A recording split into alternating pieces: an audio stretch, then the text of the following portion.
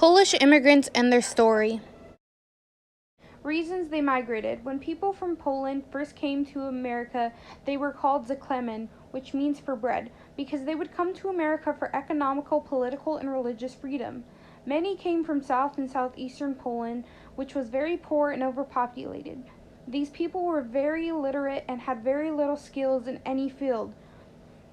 These immigrants wanted independence, freedom to worship their Roman Catholic beliefs, and they wanted to be treated as people. How they came to America. They came on a ship or boat, then came through Ellis Island. There the process was vigorous, and an application process was involved. Inspectors would come on board and inspect for chloria, plague, typhoid, measles, and diphtheria. But these inspections only took place for the first and second class. Third class would be sent farther into Ellis and wait until morning, where medical examinations were involved.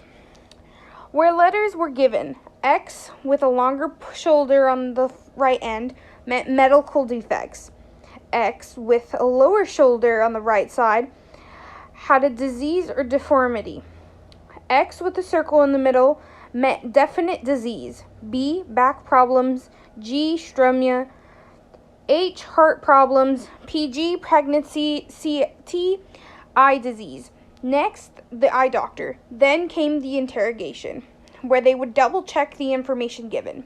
98% of immigrants passed their interrogation and got a landing card, which meant you could leave LS into New York. 2% of the immigrants would have to leave back to their home country. Where they settled and why. In December 1854, 100 Polish families traveled by wagon down the coast of Indiola, then traveled inland. The group reached a coastal prairie about 55 miles southeast of San Antonio and celebrated with a Christmas Mass. This was the permanent settlement of the Poles on Texas plains from Cilia. These immigrants founded Panna Maria. What kind of work/labor did they do? Polish immigrants were drawn to work at factories, steel mills, slaughterhouses, and foundries of the U.S. industrial belt. Chicago, Pittsburgh, Buffalo, Milwaukee, Detroit, New York, and Cleveland became a booming area for new Polish communities.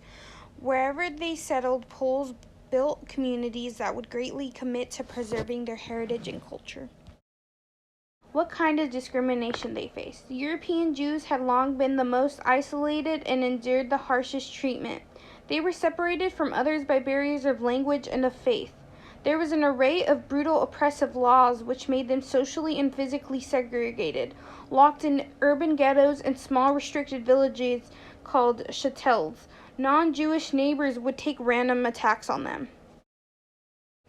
Seymour's story. Born in Lutz, Poland in 1912, his family was Jewish. He would sing in the synagogue, and by 4 years old, he was called Wonder Kid, which meant Wonder Kid. Seymour's family decided he should go to America, which would hold greater opportunities. The Great War had just ended, so Europe was having a rough time. He had an uncle living in America who sent 2 tickets for his father and him.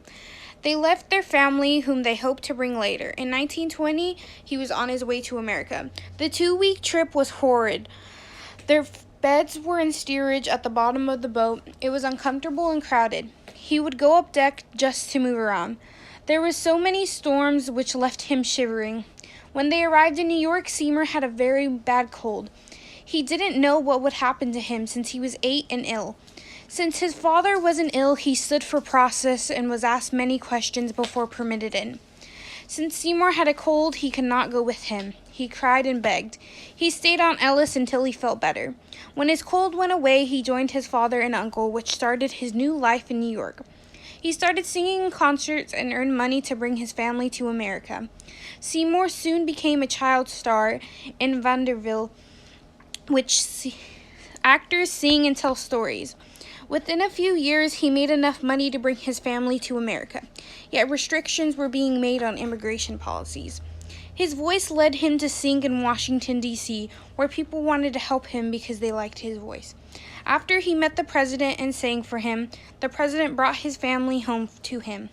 Seymour kept singing as a young man and became a Yiddish theater star. There he met his wife, Miriam Kingstrom, who was an immigrant singer as well. They were married for 43 years. He went back to Europe to travel as an actor, but never returned back to Poland.